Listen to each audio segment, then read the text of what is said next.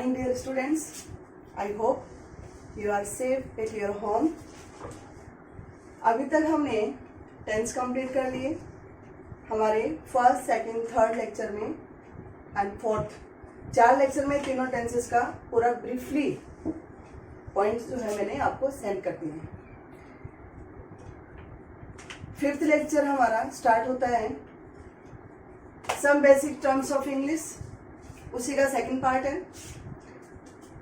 Phrase point में start होते हैं।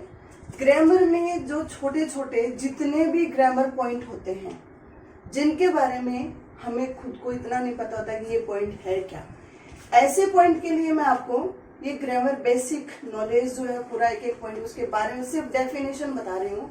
डिटेल में उसके बारे में हम लोग बात नहीं करेंगे इतना, बस वो पॉइंट होता क्या है सिर्फ इतने सी जानकारी मैं आप लोगों को दे रही हूँ उसके थ्रू।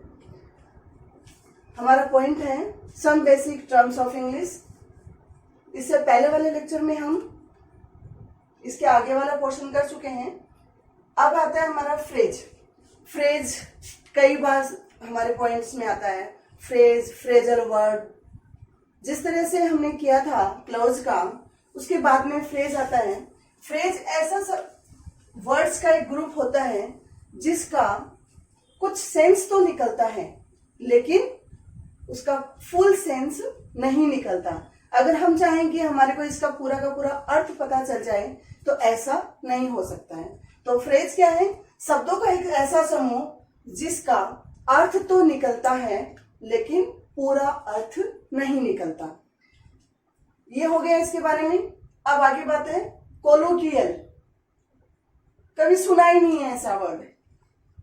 हमारे ग्रामर पोर्शन का एक पार्ट है, ये पॉइंट है। इसका अर्थ होता है कन्वर्सेशनल इनफॉर्मल, जो सिर्फ कन्वर्सेशन में ही यूज किया जाता है। जो हम किसी से बातचीत करते हैं उसमें ये यूज होता है। ये पॉइंट हमारा कोलोक्वियल है। अगला आता है कॉम्प्लीमेंट। कई बार हम लोग सुनते हैं, टेंसेस में भी होता है कि टेंसेस का जब हम पैटर्न तैयार करते हैं तो subject, helping verb, main verb, फिर आता है ऑब्जेक्ट या एडवर्ब, एडवर्बियल, या फिर इसी में हमारा लगता है कॉम्प्लीमेंट। तो कॉम्प्लीमेंट होता क्या है? कॉम्प्लीमेंट होता है कि जो सब्जेक्ट के बारे में पूरी जानकारी देता है, जो वर्ड सब्जेक्ट के बारे में पूरी जानकारी देता है वो कॉम्प्लीमेंट होता है। सेंटेंस का वो पार्ट होता है, सेंटेंस में सब्जेक्ट और ऑब्जेक्ट को क्लियर करता है, पूरा क्लियर करता है कि ये क्या है। या तो वो सब्जेक्ट को क्लियर करता है या फिर ऑब्जेक्ट को क्लियर करता है, और उसे या तो सब्जेक्टिव कॉम्प्लीमेंट कहा जाता है।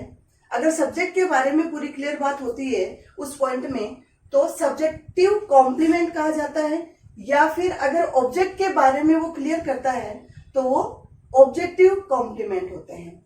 इसी तरह से यह है गोपाल बिकम ए टीचर।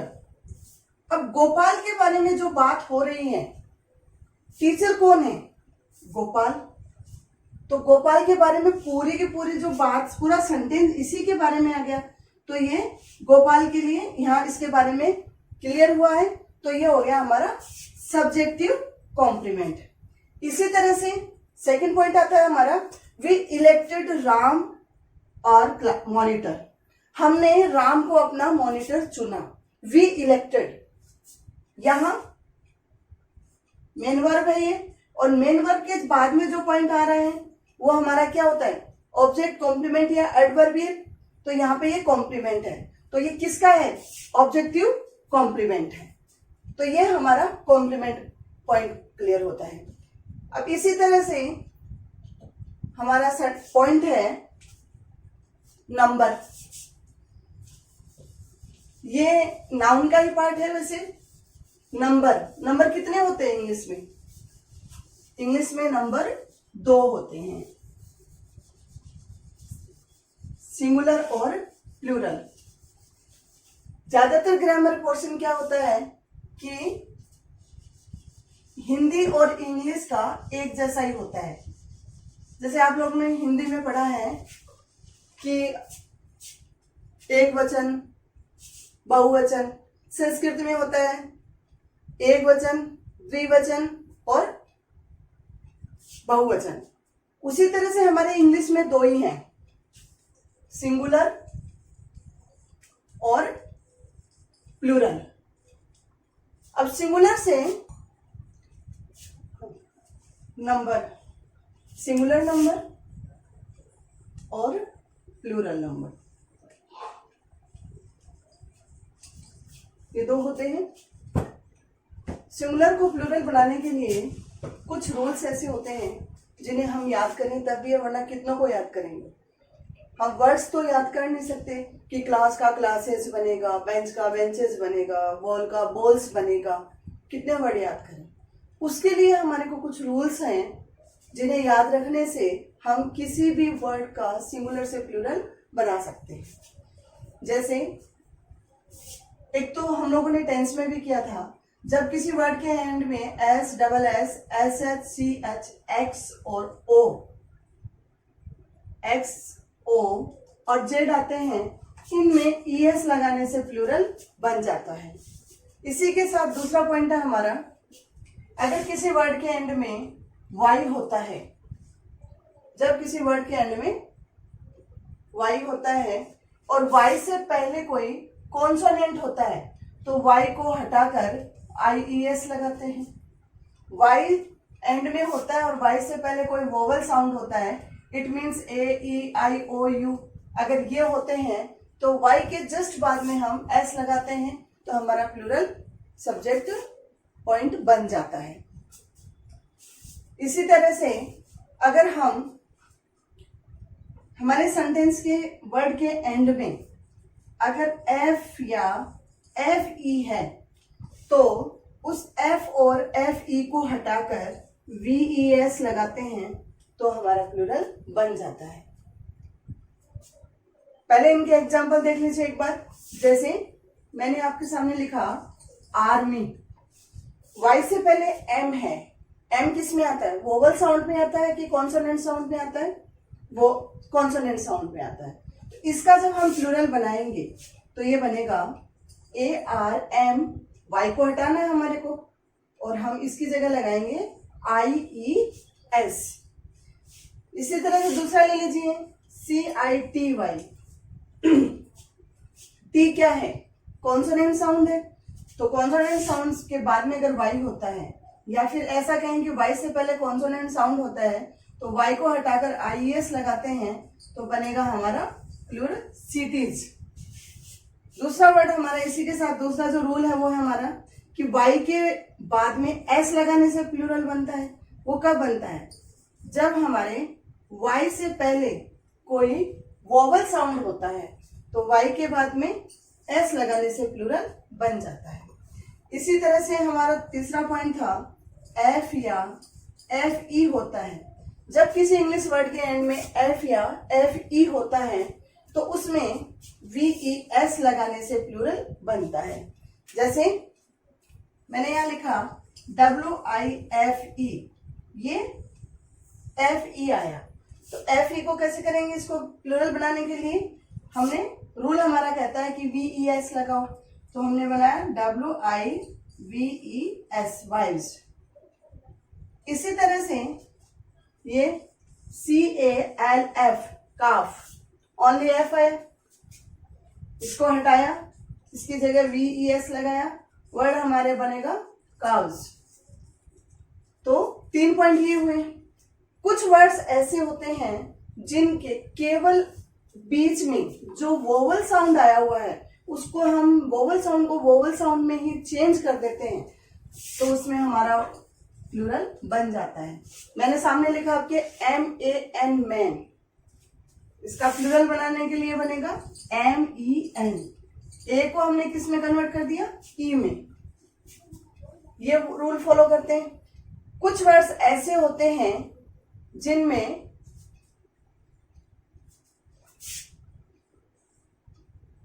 जिनका चेंज होता ही नहीं है, सिंगुलर और प्लूरल दोनों एक जैसे होते हैं। जैसे कि ट्राउजर्स, सीजर्स।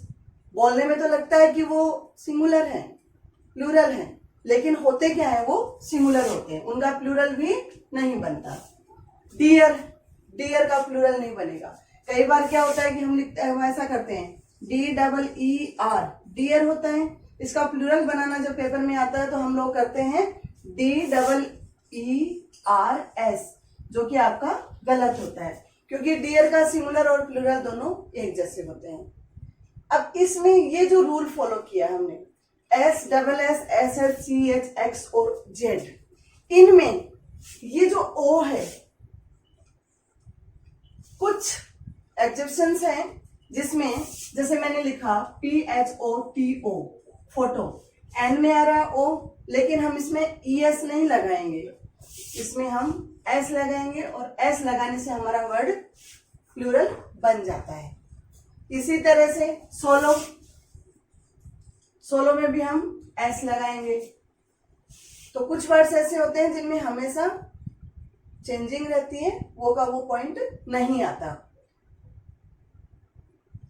थोड़ा सा ब्रीफली पॉइंट्स में हमने प्लूरल पूरा कर लिया। अब है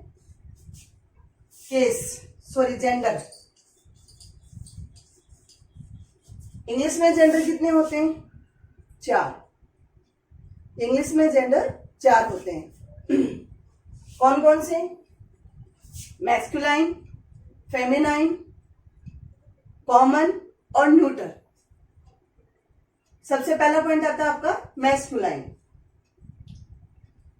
मैस्कुलाइन में जो हमारे को जेंट्स के बारे में बताता है, जो बॉयज है या जो भी हमारे को पुरुष जाति का बोध करवाता है, इट मीन्स वो हमारा होता है मैस्कुलाइन जेंडर। दूसरा आता है फेमिनाइन जेंडर।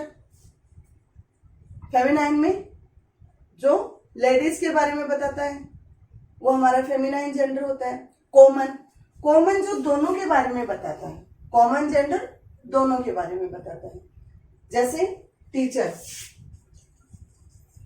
टीचर किसी भी क्लास में, इट मीन्स जैसे आपकी क्लास में है तो जेंट्स भी आते हैं और लेडीज भी आती हैं, तो टीचर क्या हुआ? कॉमन जेंडर है। उसके बाद में डॉक्टर, कभी भी हम जाते हैं तो हमें कभी लेडी डॉक्टर मिलती है, कभी हमारे को जेंट्स मिलते हैं, तो वो कॉमन जेंडर में आता है। 4th पॉइंट आता है आपका न्यूटर जेंडर। न्यूटर जेंडर होता है जो हमारे को नॉन लिविंग थिंग्स के बारे में बताता है, वो हमारा न्यूटर जेंडर होता है। जेंडर कितने होते हैं? जेंडर 4 होते हैं, मैस्कुलाइन, फेमिनाइन, न्यूटर और कॉमन। इसी तरह से एक पॉइंट हमारा होता है केस।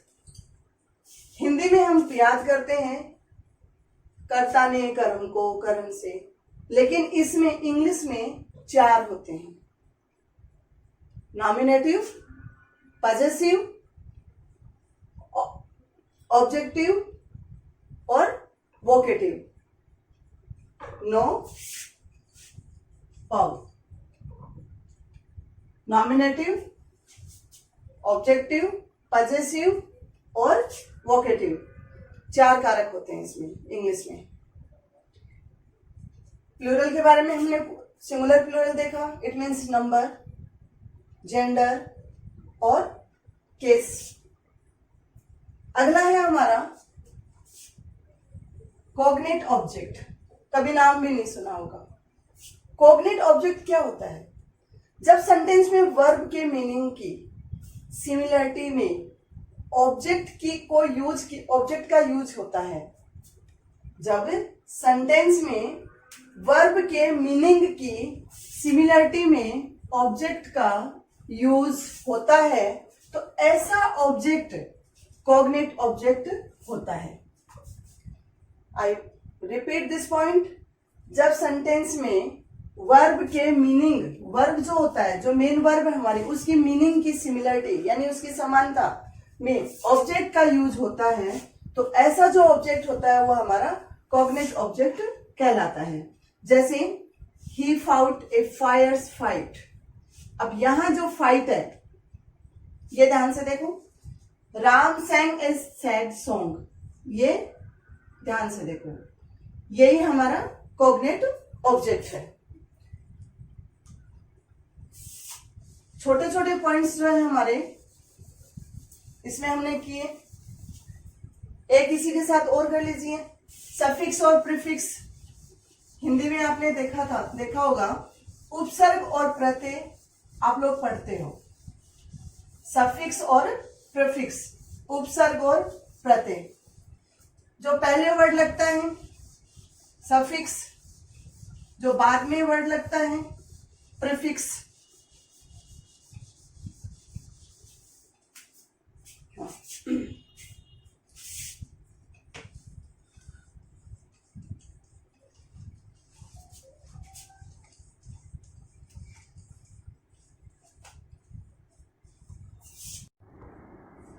प्रीफिक्स और सफिक्स। प्रीफिक्स होता है प्री मीन्स पहले, जो पहले जुड़ जाए उसे प्रीफिक्स कहते हैं।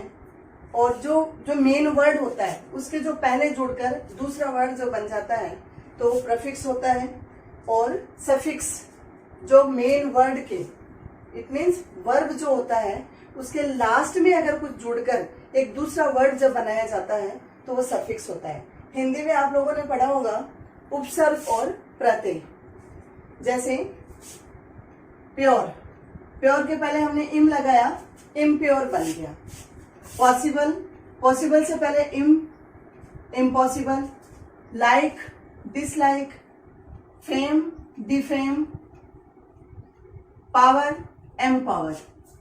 ये वर्ड्स हैं जिनके जैसे इम, इन, अन, एन, डिस, एम, ये वर्ड लगकर जब दूसरा वर्ड बनाया जाता है तो वो हमारा प्रीफिक्स होता है। सफिक्स जो मेन वर्ब है, इसमें हमने क्या करा था, प्रीफिक्स में पहले लगाए हमने, जैसे इम लगाया, डी लगाया, एम लगाया, ये हमने जो वर्ड है उसके पहले लगाया तो हमारा प्रीफिक्स बना। अब है दूसरा वर्ड है हमारा सफिक्स, जो बाद में जुड़े। H, ED, IST, ING, M, ish, N, ship, etcetera. मैंने लिखा कम, COME, कम। अब इसमें मुझे आईएनजी लगाना है तो बन गया हमारा कमिंग। तो ये जो वर्ड था, जो मेन वर्ब था, उसके हमने एंड में लगाया आईएनजी। इसी तरह से मैंने लिखा यहाँ पे फ्रेंड, फ्रेंड आगे लगा दिया मैंने शिप, फ्रेंडशिप। तो जब हम एंड में जब कोई वर्ड लगाकर दूसरा वर्ड बनाते हैं तो वो हमारा सफिक्स होता है। पहले किसी वर्ड के ये पॉइंट लगाकर जब हम दूसरा वर्ड बनाते हैं तो हमारा प्रीफिक्स होता है। थोड़ा सा पहचानने के लिए, प्री मीन्स पहले लगाना, सफिक्स मीन्स बाद में लगाना। प्रीफिक्स और सफिक्स हिंदी के ग्रामर में होते हैं हमारे उपसर्ग और प्रत्यय। अब आता है आपका सिलेबिल। सिलेबिल क्या होता है? जब हमारे मुंह से जब हम किसी वर्ड का प्रोनाउंसिएशन करते हैं तो एक बार में जो वोवल साउंड निकलते हैं, एक ही बार में जितने वोवल साउंड निकलते हैं उतने ही हमारे वर्ड में सिलेबिल होते हैं। वर्ड का वह पार्ट जो एक बार में प्रोनाउंस, यानी प्रोनाउंस करना, इट मीन्स बोला जाना, तो एक या एक से ज्यादा सिलेबिल होते हैं। सिलेबिल मतलब वोवल साउंड होते हैं, तो वो उतने ही हमारे सिलेबिल वर्ड लिए हुए होता है। जैसे वन सिलेबिल, जिसमें एक ही सिलेबिल होता है, एक ही वोवल साउंड बोला जाता है, रन, रन। ये हमारे प्रोनाउंस करने के ऊपर डिपेंड करता है कि उसमें सिलेबिल कितने हैं, हम उसी से हम पहचान सकते हैं। Sit, come, go, my, he, etcetera. Two syllable, जिसमें दो वोवल साउंड होते हैं, two syllable word. Two syllable word में मंडे, मॉनडे, 14, फादर, फा आ रहा है, द आ रहा है, फादर, ये तो 2 सिलेबल वर्ड्स हो गए। तीसरा पॉइंट इसी में सिलेबल का ही है हमारा, word with more than 2 syllable. ऐसा शब्द जिनमें 2 से ज्यादा सिलेबल होते हैं। 2 से ज्यादा सिलेबल जब होते हैं तो उसमें जैसे मैंने लिखा यहां पे वंडरफुल, वंडरफुल, ब्यूटीफुल,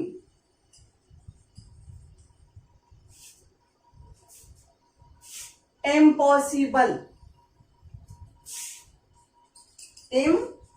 इम्पॉसिबल, ये जो वर्ड्स होते हैं ये 1 सिलेबल, 2 सिलेबल और more than 2।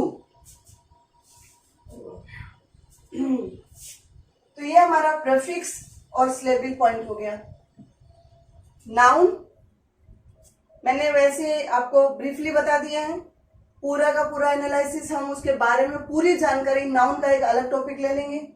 Parts of speech के जितने भी पोर्शन हैं, जितने भी पॉइंट हैं, noun, pronoun, adjective, adverb, verb, preposition, conjunction और इंटरजेक्शन, ये पूरा का पूरा टॉपिक हमारा पूरा रूल्स के अकॉर्डिंग पूरा करेंगे।